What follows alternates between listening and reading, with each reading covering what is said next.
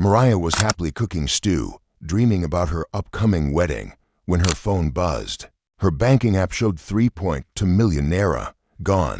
Her fiancé Wami sat calmly in the living room. When she confronted him, he smiled coldly and said, "I had to make things right with her, his ex." He took her life savings and left without explanation.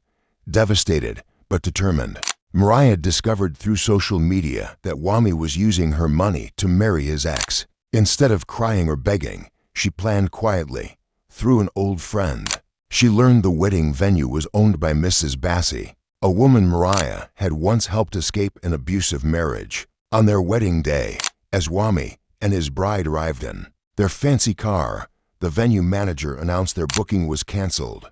Chaos erupted as guests scattered and their perfect day crumbled.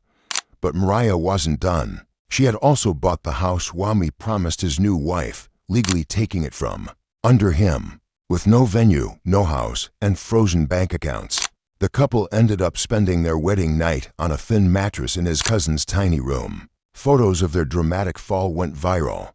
The internet celebrated Mariah's silent revenge. She never posted, never spoke publicly. Her silence was louder than any words. Years later, Mariah opened a bridal boutique for women starting over. When Wami eventually came begging for help, she simply handed him a therapy center brochure. She had found something better than revenge, peace and freedom. Moral: sometimes the strongest response to betrayal isn't anger or tears, but silent action and choosing yourself. What would you have done in Mariah's situation? Confronted him publicly, or handled it quietly like she did?